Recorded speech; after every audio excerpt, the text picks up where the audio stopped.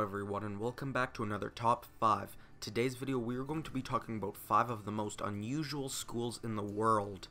Most students arrive at school in the morning, book bag in hand, and return home in the afternoon with an armful of homework and stories from recess.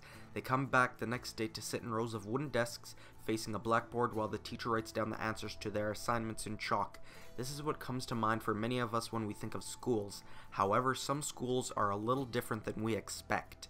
So for number 5, we have Dongzhong Mid-Cave Primary School. Dongzhong Mid-Cave Primary School is located in a cave in the mountainous Abeau village in Guizhou Province, China. Dongzhong himself, it means in cave. Guizhou is one of China's poorest provinces and receives very little government support. Instead of using resources to build a freestanding school building, the community started the cave school in 1984 with 8 teachers and 186 students. Some students spend up to 6 hours daily to travel to and from school in the pursuit of knowledge, but some villagers have had concerns about the school being allowed to continue. Their fears were realized 23 years after the school opened. When Chinese authorities closed the school, a government spokesperson said that the change was necessary because China isn't a society of cavemen. Number 4. The Boat Schools of Bangladesh. Twice a year, Bangladesh experiences floods which leave millions of its citizens without access to clean water, electricity, and other necessities. It becomes difficult for children to attend schools and for those schools to keep their doors open. To combat the challenges caused by the annual floods, a non-profit organization called Shidhule Swanveer Sangstha came up with a brilliant solution. They built houses, healthcare centers, and schools that float. Non-profit operates almost 100 boat schools. Each of these schools is solar powered and equipped with a laptop computer, internet access, and a small library. The boat schools are a school and school bus hybrid. Whenever there's a flood and every other service is closed for business, the floating schools are still operational. They pick their students up from docks and riversides, the docks somewhere so that class can begin. After the lessons are through, the boat schools return the students to their homes and another group of students is picked up. About 70,000 children have benefited from the boat schools since they were established in 2002.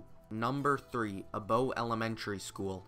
This school takes pride in being the first underground school in the United States. At the height of the Cold War, as the United States came close to engaging in nuclear warfare with the Soviet Union, President John F. Kennedy swore that he would establish public and private structures that could serve as nuclear fallout shelters.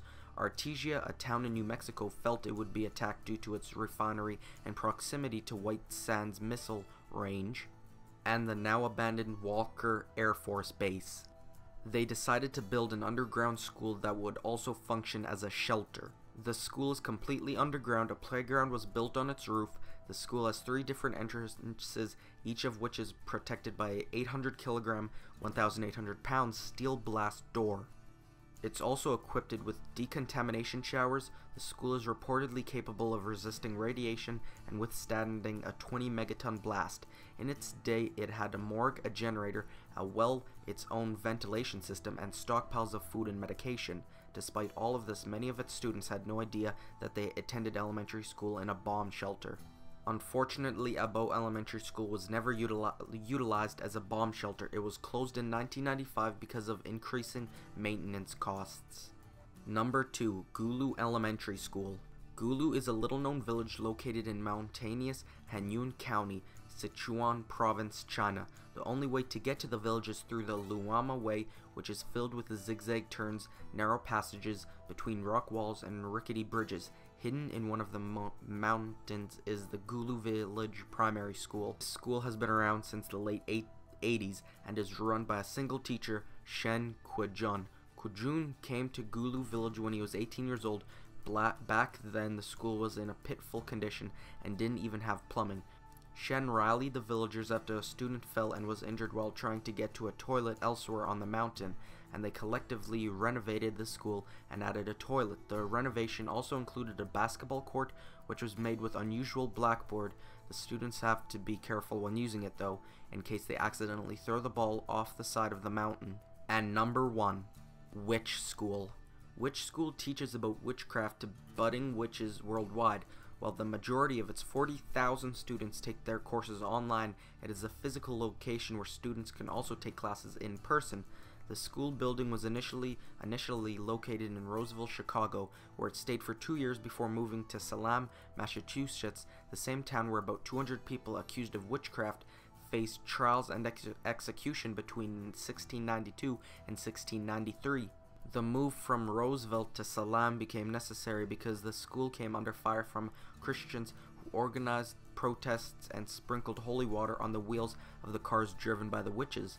Others sprinkled holy water on their own cars for protection. Salem was chosen because it was its own witch community, and it's generally witch-friendly. But that's all for today's video, guys. If you enjoyed, please do rate, comment, and subscribe, and stay tuned for my next video, Saturday, 10 a.m. I get it until the sunrise, going 90 in a 65.